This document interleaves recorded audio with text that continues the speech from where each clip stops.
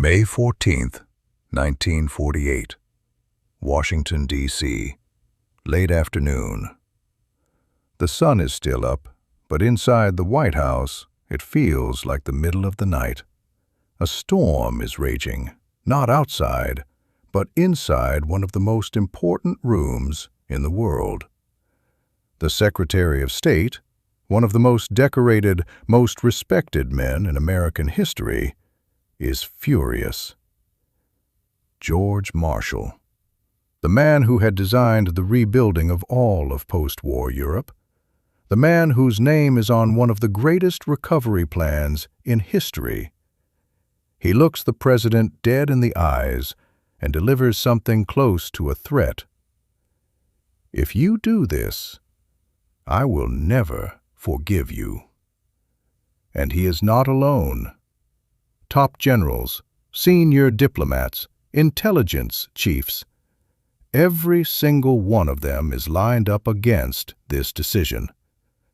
They warn, the entire Arab world will turn on us. Our oil access will be threatened. Our alliances will fracture. Our credibility in the region will be destroyed. The risks are real. The consequences could last for decades. But President Harry S. Truman sits quietly at the other end of the table. He listens. He nods slowly, and then he ignores every single one of them. 11 minutes. That is all it takes. 11 minutes after a brand new nation declares its own existence, surrounded on every side by enemies who have already sworn to destroy it, the most powerful country on earth stands up and says, "We recognize you. You are real. You exist." No country had ever been recognized that fast. Not before, not since. And in that single moment, a bond was born. A bond that has survived 8 decades, 12 American presidents, multiple wars, thousands of UN debates, and the condemnation of almost the entire international community. But it has never broken. Not once. So the real question, the one nobody quite answers, is why? Why would the world's most powerful superpower risk everything? Oil, regional alliances, global stability, for a country the size of New Jersey? Why would America spend over $158 billion on one nation's military, more than it has spent on any other country on Earth? Why would it block 49 United Nations resolutions, 49 times, just to protect one small state from international accountability? The answer is not what most people think. It is not just politics. It is not just religion. And it is definitely not just money. It is one of the most calculated, emotionally charged, and strategically brilliant alliances in the entire history of modern civilization. And today, we are going to take it apart, layer by layer, and show you exactly what holds it together.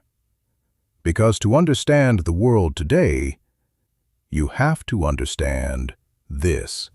To understand why America and Israel are so close today, you cannot start in 1948. You have to go back further, all the way to the late 1800s. And you have to understand what it meant to be Jewish in Europe. Imagine being hated everywhere you go. Not because of anything you did, not because of a crime you committed, not because of something you said, simply because of who you are, what your family believes, and what your ancestors believed centuries before you were born. For centuries, Jewish communities across Europe lived under the shadow of violence, discrimination, and organized mass expulsion. They were expelled from England in 1290, driven from Spain in 1492, massacred across Russia in waves of pogroms, blamed for the plague, for financial crises, for political failures, for anything and everything that went wrong. The word for this hatred has a name: anti-Semitism. And by the late 19th century, it was not dying, it was growing. But something else was growing too. A new idea, a radical idea. An idea that some Jewish thinkers believed was the only real solution. What if, instead of running from country to country, begging for tolerance, Jewish people built a country of their own? In 1896, an Austrian journalist named Theodor Herzl published a book that would change the course of history. The book was called Der Judenstaat, the Jewish State. Herzl had spent years watching anti-Semitism spread through educated, civilized Europe. He had covered the Dreyfus affair in France, where a Jewish army officer named Alfred Dreyfus was falsely accused of treason, publicly stripped of his military rank, his medals torn from his uniform, in front of a crowd that screamed hateful slurs at him. Dreyfus was completely innocent. He was eventually exonerated. But that moment broke something inside Herzl forever. If this could happen in France, the birthplace of the Declaration of the Rights of Man, then it could happen anywhere. And it would keep happening until Jewish people had a state of their own. His conclusion was simple and devastating. Jewish people would never truly be safe as a minority in someone else's country. The only real protection was sovereignty. This idea, Zionism, spread like fire through Jewish communities around the world, from Eastern Europe to North Africa to the Americas. And it found unexpected support in a country that had built its entire identity on the concept of refuge: the United States of America. Throughout the 1800s and early 1900s, millions of Jewish men and women fled persecution across Europe and arrived on American shores. America offered something that felt almost miraculous: freedom. No state religion enforced by law, no official discrimination, no organized government violence against Jewish communities. For the first time in centuries, Jewish families could build businesses, attend universities, participate in public life without hiding who they were. And they built, remarkably fast. Within a few generations, Jewish Americans had established themselves in medicine, law, academia, journalism, finance, and the arts. By the early 20th century, Jewish American civic and political organizations had become a powerful and organized voice in Washington. This was not a conspiracy. This was democracy, working exactly as designed. A community using the system to advocate for its interests and values. And American politicians paid attention. In 1917, when the British government issued the Balfour Declaration, formally expressing support for the creation of a Jewish homeland in Palestine, American President Woodrow Wilson publicly endorsed it. But Wilson's support was not purely idealistic. He understood that standing with Jewish communities strengthened his domestic political position and signaled American values of self-determination on the world stage. He also understood that World War I had drawn America into a European conflict, and managing relationships with various communities, including Jewish Americans who had family ties across Europe, was a delicate and important task. In 1922, the United States Congress went even further, passing a resolution formally endorsing the concept of a Jewish homeland in Palestine. America was not just watching events from a distance anymore. It was beginning to take sides. And the side it was taking would define its foreign policy for the next 100 years. When Adolf Hitler rose to power in Germany in 1933, he did not hide his hatred of Jewish people. He had written about it openly in his book. He campaigned on it. The Holocaust. 6 million Jewish men, women, and children systematically murdered by the Nazi state, in gas chambers, in death camps, in mass shootings in forests, in starvation and disease, and deliberate cruelty. When World War II ended in 1945 and the camps were liberated, American soldiers were among the first to walk through the gates of Auschwitz, Dachau, and Bergen-Belsen. Photographs of skeletal survivors, mountains of shoes, piles of hair, stacks of bodies. These images burned themselves into the American conscience. The demand for a Jewish homeland was no longer just a political argument between competing factions. It had become a moral emergency. Hundreds of thousands of Jewish Holocaust survivors were now living in displaced persons camps across Europe, with nowhere to go and no country willing to take all of them.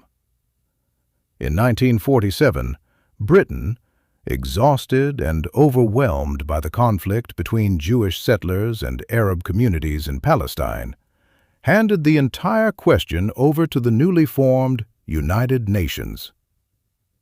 On November 29, 1947, after months of debate, the United Nations passed Resolution 181, the Partition Plan. Palestine would be divided into 2 states, one Jewish, one Arab. Jerusalem would be placed under international administration. Jewish leaders accepted. Arab nations rejected the plan completely, calling it an injustice imposed upon the Arab world. But the process had begun, and it could not be stopped. On May 14, 1948, in a museum in Tel Aviv, David Ben-Gurion stood before a small gathering and read aloud the Declaration of Independence of the State of Israel. People wept. They embraced strangers. Some stood in stunned silence, unable to believe that after 2,000 years, this moment was actually happening. But even as the words were being spoken, Arab armies were already massing on every border.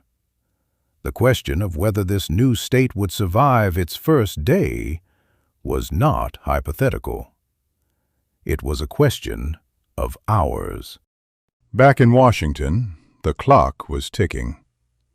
President Harry Truman was under pressure from every direction. On one side, Secretary of State George Marshall and almost the entire foreign policy establishment of the United States. Marshall's argument was serious and strategic. Recognizing Israel would enrage every Arab state in the Middle East. It would threaten American access to the region's vast oil reserves. It would push Arab nations toward the Soviet Union during a time when the Cold War was rapidly spreading. It would destabilize a region America desperately needed to keep calm. Marshall reportedly told Truman, "If you do this simply to win Jewish votes in the upcoming election, I will vote against you in November." That was not a small thing. Coming from a man of Marshall's stature, it was a direct confrontation. On the other side, Jewish American leaders, Holocaust survivors, Zionist organizations, and millions of Americans who had watched the images from the death camps and felt that something was owed to the Jewish people. Truman had personally read hundreds of letters from Holocaust survivors. He had met displaced Jews in Europe. He had seen their faces. But Truman was not only acting on emotion. He was also a strategic thinker. The Cold War was reshaping the world. The Soviet Union was expanding its influence. America needed allies, not just in Europe, but in the Middle East. Israel, he believed, had the potential to become a reliable, democratic partner, a Western-aligned state in a region that was increasingly becoming a Cold War battleground. He ran the numbers. He weighed the risks. He made his decision. 11 minutes after Israel declared independence, Truman signed the recognition. The United States of America was the first country in the world to officially recognize the State of Israel.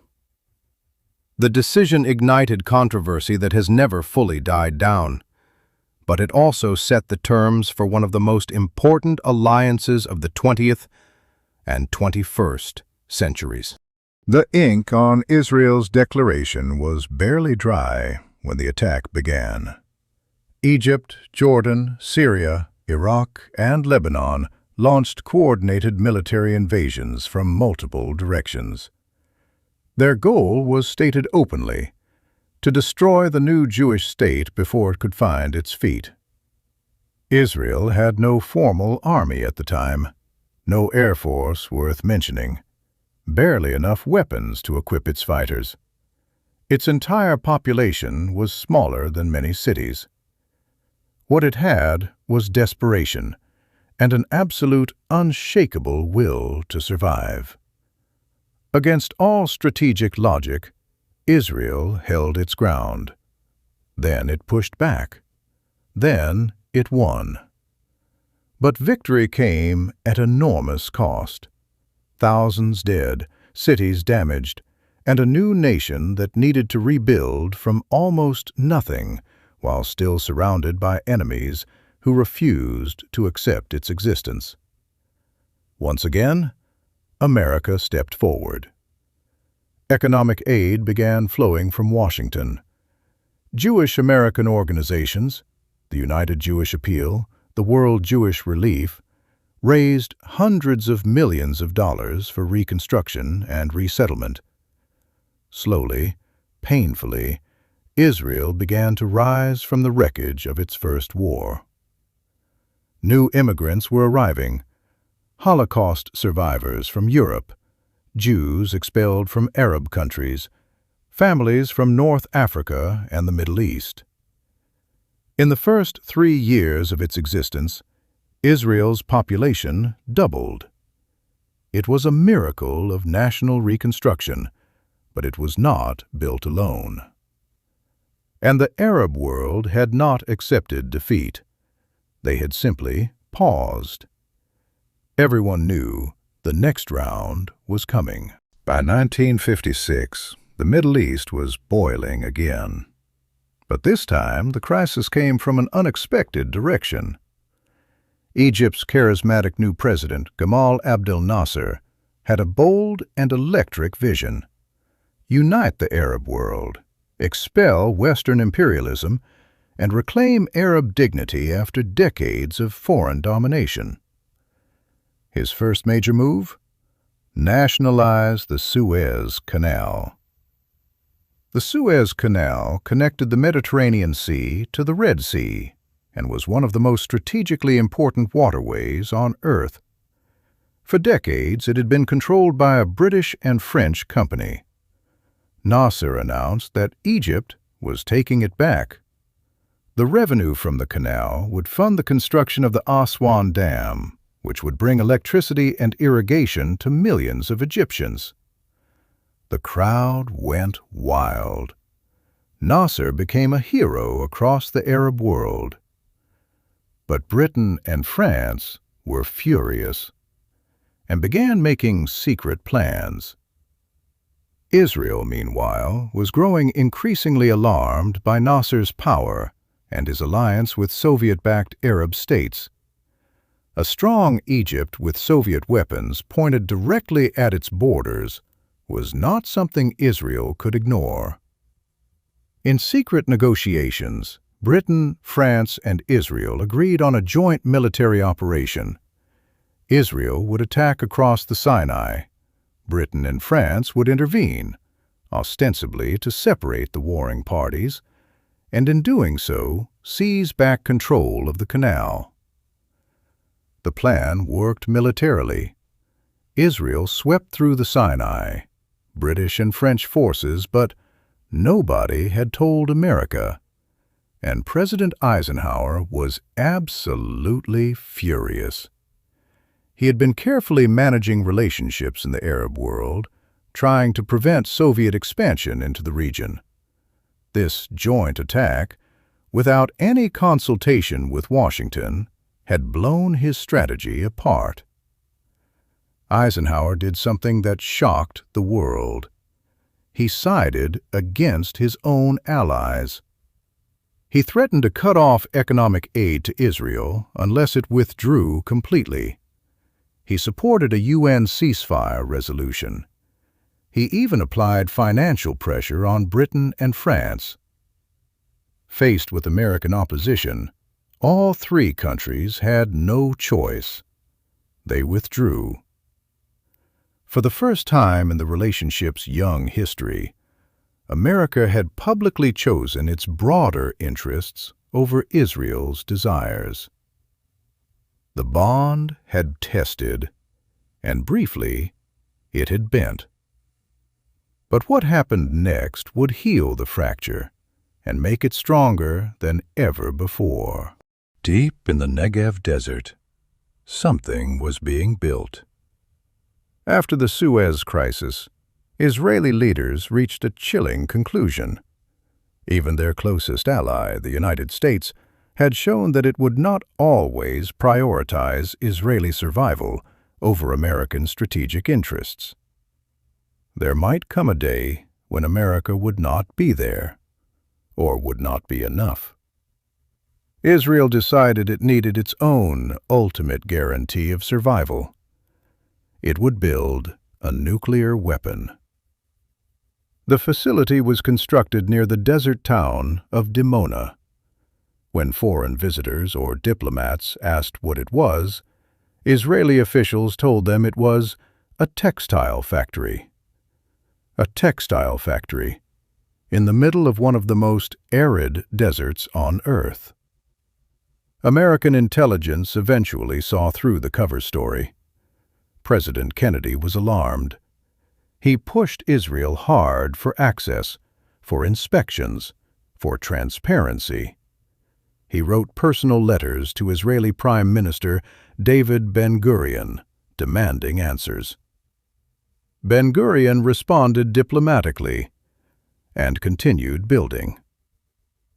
When President Johnson took over after Kennedy's assassination, he was also briefed. He, too, pressed Israel. Israel continued building. And here is the most remarkable part of this story. America backed down. No sanctions, no rupture in relations, no serious consequences. Israel today is believed to possess between 80 and 400 nuclear warheads. It has never signed the Nuclear Non-Proliferation Treaty, the international agreement that governs nuclear weapons. Every other ally America has pushed to sign it. But Israel remains outside the treaty, uninspected, unverified, and completely protected from international pressure by American diplomatic cover. That one fact alone tells you more about this alliance than almost anything else. By the spring of 1967, the Arab world had regrouped, rearmed with Soviet weapons, and was ready to try again. Egyptian President Nasser expelled United Nations peacekeeping forces from the Sinai Peninsula. He closed the Strait of Tiran to Israeli shipping, an act Israel had previously stated it would consider an act of war. He signed military agreements with Syria and Jordan. The ring was tightening around Israel from every direction. Israel faced a choice: wait for the attack it knew was coming, or strike first and accept the consequences. It chose to strike. On the morning of June 5, 1967, Israeli jets roared off their runways and flew low over the Mediterranean Sea to avoid radar, then turned and hit every major Egyptian air base simultaneously. In less than 3 hours, Israel destroyed nearly 400 Egyptian aircraft, most of them still on the ground. Then it turned to Syria and Jordan and did the same. By the time the dust settled, the air war was over, and without air cover, the Arab ground forces were devastated. In just 6 days, 6 days, Israel had captured the Sinai Peninsula from Egypt, the West Bank and East Jerusalem from Jordan, and the Golan Heights from Syria. The entire map of the Middle East had been redrawn by a country with a population of less than 3 million people. In Washington, military strategists and intelligence analysts watched the footage with something close to awe. Israel had just done something no one had believed possible. It had taken on 3 Soviet-backed armies at once and beaten all 3 in less than a week, with almost no outside help. America's view of Israel changed permanently. Before the Six-Day War, Israel was seen as a small, vulnerable country that needed protecting. After the Six-Day War, Israel was seen as a strategic asset, a military powerhouse, a force multiplier in the Cold War struggle for the Middle East. Military cooperation deepened dramatically, arms deals expanded, intelligence sharing became routine and comprehensive. The relationship had entered a completely new phase. America was no longer just Israel's protector. It had become Israel's strategic partner. October 6, 1973, Yom Kippur, the holiest day in the Jewish calendar. Across Israel, synagogues are full, roads are empty. Most of the country is fasting, praying, completely still. And then the attack begins. Egypt and Syria launch massive simultaneous offensives from the south and from the north, with a precision and a scale of deception that Israeli intelligence had completely failed to predict. Thousands of Egyptian soldiers pour across the Suez Canal. Syrian tanks roll across the Golan Heights in overwhelming numbers. For the first time since Israel's independence, it is losing. Israeli tank crews are being destroyed faster than reserves can be mobilized. Ammunition is running out. Fighter jets are being shot down by Soviet-supplied surface-to-air missiles in numbers that have never been seen before. Israeli Prime Minister Golda Meir later described those first 72 hours as the worst of her life. She placed an emergency call to Washington. Nixon and Kissinger faced a brutal calculation. The Arab oil states had made a direct threat. If America sends weapons to Israel, we will cut off the oil. And they had the leverage to do it. The United States and Western Europe were heavily dependent on Middle Eastern oil. But if America did nothing, Israel might collapse, and the Soviet Union would have effectively won a major battle of the Cold War. Nixon made his decision. Operation Nickelgrass, one of the largest military airlifts in American history, began immediately.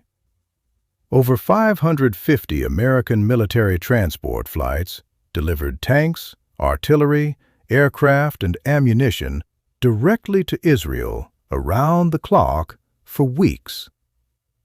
The Arab oil states followed through on their threat. OPEC launched an oil embargo against America and its allies. Gas prices quadrupled. Lines stretched around the block at American filling stations. The economy took a serious hit. America paid an enormous price and did not waver. With the American resupply, Israel turned the tide of the war. Israeli forces crossed the Suez Canal and encircled the Egyptian Third Army. Syrian forces were pushed back beyond the Golan. A ceasefire was eventually negotiated, but Israel had survived. And once again, it was impossible to imagine that survival without America. After 3 major wars in 25 years, something had to change. American President Jimmy Carter believed deeply that the cycle of violence in the Middle East was not inevitable. He also believed that the United States, with all its weight, all its credibility, all its leverage, was the only power that could push both sides toward an agreement. In September 1978, Carter invited Egyptian President Anwar Sadat and Israeli Prime Minister Menachem Begin to Camp David, the secluded presidential retreat in the Maryland mountains. No press, no formal delegations, just the leaders, their advisors, and Carter. 13 days of grueling, often explosive negotiations. The talks nearly collapsed multiple times. Begin threatened to leave. Sadat packed his bags on at least one occasion. Carter reportedly chased both men through the retreat, at times literally standing between them, refusing to let the negotiations die. And on September 17, 1978, the impossible happened. Egypt and Israel signed the Camp David Accords, the first peace agreement between Israel and any Arab nation in the history of both countries. Israel agreed to return the entire Sinai Peninsula to Egypt, every single inch of the territory it had captured in the Six-Day War. In return, Egypt became the first Arab nation to officially recognize Israel's right to exist. The Arab world responded with fury and shock. Egypt was immediately expelled from the Arab League. Sadat was denounced as a traitor to the Arab cause. 3 years later, he was assassinated by Islamist extremists while watching a military parade. He paid with his life for choosing peace. But the peace held. Egypt and Israel have not fought a war since, and that peace, made possible by American diplomacy, remains one of the most significant achievements in Middle Eastern history. While Israel and Egypt were building peace, another part of the region was transforming in a way that would reshape geopolitics for decades.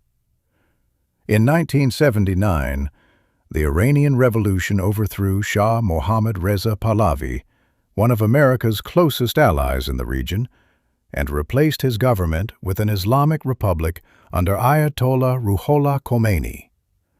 Khomeini's message was unambiguous. America was the great Satan. Israel was its illegitimate creation. Both were enemies of Islam, and both must be opposed until they were removed from the region. This was not rhetoric for domestic audiences. It was policy. In November 1979, a group of Iranian students stormed the American embassy in Tehran and took 52 American diplomats hostage. For 444 days, the hostages were held. America was humiliated on the world stage. A rescue mission failed catastrophically. President Carter's presidency was effectively destroyed. The hostage crisis burned anti-American sentiment into Iranian political culture in a way that has never fully healed. At the same time, Iran cut all ties with Israel, a country it had previously cooperated with extensively under the Shah, and declared itself the champion of Palestinian liberation. Iran began funding, arming, and training Hezbollah in Lebanon, creating a military force on Israel's northern border that would conduct bombings, assassinations, and rocket attacks for decades. A new and durable axis of conflict had been established. On one side, Iran, Hezbollah, eventually Hamas, and other Iran-backed groups. On the other side, Israel, and behind Israel, the United States. This alignment, forged in the fire of the 1979 revolution, has defined Middle Eastern geopolitics ever since. By the 1980s, the American-Israeli relationship had another powerful engine, one that worked not on the battlefield, but inside the halls of Congress. The American-Israel Public Affairs Committee, AIPAC, had grown into one of the most effective and well-funded lobbying organizations in the entire history of American politics. AIPAC did not just send letters. It organized campaigns. It briefed every member of Congress every year on Israeli security issues. It mobilized Jewish American voters in key electoral states. It cultivated relationships across both political parties. Politicians who challenged Israel's policies, from either the left or the right, found themselves facing organized opposition, primary challenges, and funding cuts. Politicians who supported Israel found themselves receiving campaign donations, positive media coverage in influential outlets, and a reliable voting bloc. The lesson was simple. In American politics, supporting Israel was good politics. Jewish Americans, though they represent only about 2% of the population, vote at consistently high rates, are concentrated in politically important states like New York, Florida, Pennsylvania, and California, and donate generously to political campaigns across the spectrum. But the political support for Israel extends far beyond the Jewish community. Evangelical Christians, who number in the tens of millions, have deep theological convictions about the importance of a Jewish state in the Holy Land.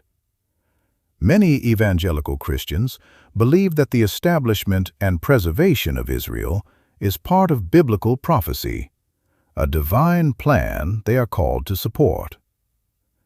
This combination of Jewish American advocacy and evangelical Christian passion creates a bipartisan pro-Israel coalition that no American politician can easily oppose. Polls consistently show that between 60 and 65% of all Americans express support for Israel, a number that has remained remarkably stable across decades and administrations. This is not manufactured consent. It is genuine public sentiment. And it means that any American president who wants to win elections must take Israel's security seriously, not just as a matter of foreign policy, but as a matter of domestic politics. The relationship has never been one of perfect, unquestioning agreement. There have been moments of serious friction, public disagreements, and deep mutual frustration. The most difficult period in recent memory came when Barack Obama became president in 2009. Obama's vision for the Middle East was different from his predecessors. He believed strongly in the two-state solution, a separate, independent Palestinian state alongside Israel, as the only path to lasting peace. He pushed Israel hard on settlement construction in the West Bank, arguing that continued Israeli building on disputed land made a Palestinian state impossible. Israeli Prime Minister Benjamin Netanyahu pushed back equally hard, equally publicly. The two leaders famously disliked each other. Their White House meetings were reportedly tense and unproductive. In 2015, Netanyahu accepted an invitation from Republican congressional leaders to address Congress without informing the White House. He used that speech to publicly attack Obama's nuclear deal with Iran, calling it a threat to Israel's survival. Obama was furious. The diplomatic protocol had been violated in the most public way possible. And in December 2016, in his final weeks in office, Obama allowed a UN Security Council resolution criticizing Israeli settlements to pass by choosing not to veto it. The Israeli government called it a betrayal. American Jewish groups were deeply divided. And yet, through all of this tension, the strategic relationship remained intact. Obama approved the largest single military aid package in the history of the alliance, $38 billion over 10 years. Even when the two governments could barely speak to each other, the weapons kept flowing. The intelligence sharing continued. The security cooperation deepened. That is the true measure of how deep this relationship runs. It survives even the people who are supposed to be managing it. When Donald Trump entered the White House in January 2017, the relationship between America and Israel entered an extraordinary new chapter. Trump had no patience for the diplomatic caution that had defined previous administrations. Previous presidents had all promised to move the American embassy from Tel Aviv to Jerusalem, and then quietly backed away from that promise, fearing Arab backlash. Trump moved it. In May 2018, the new American embassy in Jerusalem officially opened. Palestinian protests erupted. Arab leaders condemned the move. The United Nations General Assembly passed a resolution criticizing it. Trump did not care.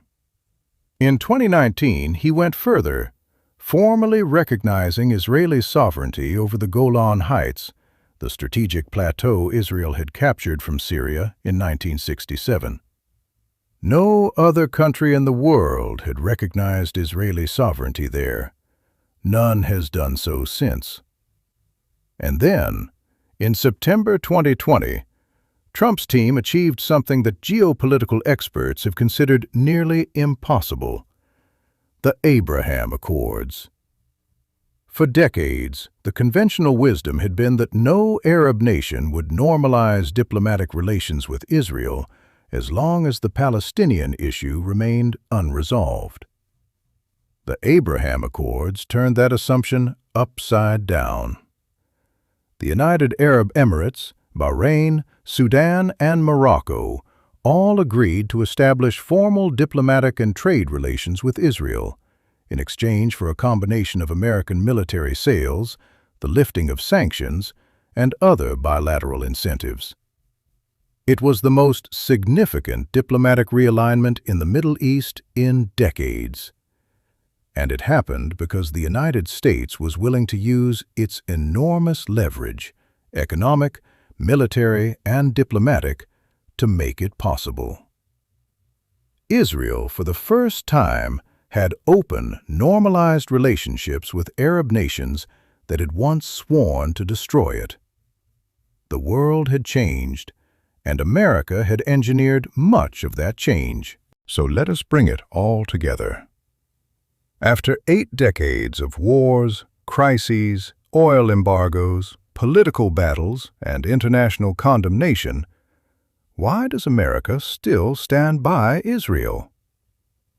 The first reason is geography. Israel sits at the intersection of three continents: Europe, Asia, and Africa. It borders the Mediterranean Sea and is close to the Red Sea. It sits next to the Suez Canal, the artery through which a significant portion of global trade flows. In terms of strategic location, it is one of the most valuable pieces of real estate on Earth. The second reason is military capability. Israel is not just an ally America protects. It is an ally that actively contributes to American security. American and Israeli militaries co-develop some of the most advanced weapons systems in the world. The Iron Dome missile defense system, jointly developed by both countries, has shot down thousands of rockets and become a model for missile defense worldwide. Israeli intelligence services, widely regarded as among the best in the world, share critical information with American agencies on terrorism, nuclear proliferation, and regional threats. America does not just give to Israel, it receives enormously in return. The third reason is technology and innovation. Israel has become one of the most prolific innovation centers on the planet, nicknamed the Startup Nation for good reason. It has more companies listed on the NASDAQ stock exchange than any country except the United States and China. In cybersecurity, agricultural technology, water management, medical devices, and artificial intelligence, Israeli companies are at or near the cutting edge. Google, Microsoft, Apple, Intel, and virtually every major American technology company has major research and development operations in Israel. The two economies are deeply intertwined in ways that go far beyond government aid. The fourth reason is domestic politics. As we have seen, the combination of Jewish-American political engagement, evangelical Christian support, and genuinely broad American public sympathy creates a domestic constituency for pro-Israel policy that no serious politician can ignore. Supporting Israel is not just morally aligned with American values, it is politically smart. And the fifth reason, perhaps the most powerful and least spoken of, is moral and historical. America was built by people escaping persecution. Its founding documents speak of life, liberty, and the pursuit of happiness for all. The story of the Jewish people, surviving millennia of exile, surviving the Holocaust, building a democracy from the ruins of history in the middle of a hostile desert, resonates deeply with something fundamental in the American self-image. It is not just foreign policy, it is identity. Since World War II, America has provided Israel with more than $158 billion in military assistance. Every year, it provides $3.8 billion in military aid, roughly 16% of Israel's entire defense budget.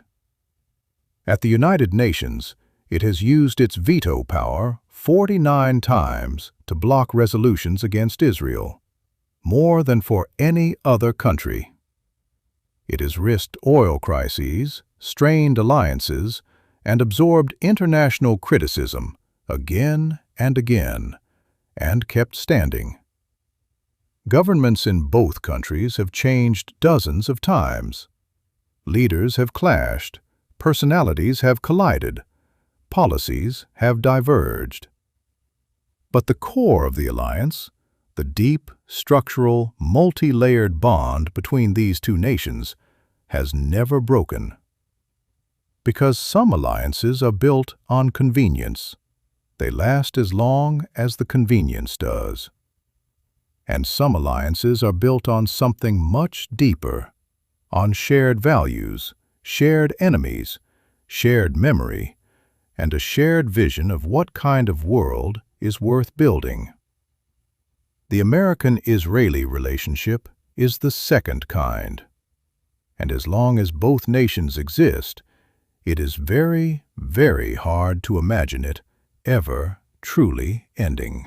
The story of America and Israel is not a simple one.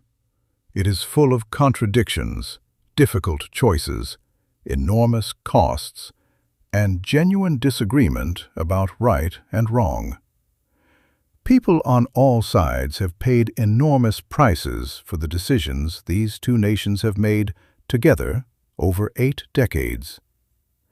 But if you want to understand how the modern Middle East was shaped, how the Cold War was fought in the desert, how one of the smallest countries on Earth became one of the most powerful forces in global affairs, you have to understand this alliance.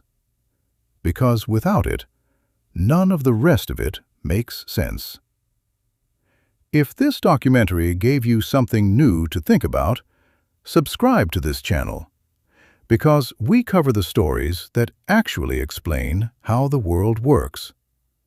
The next story is already waiting for you.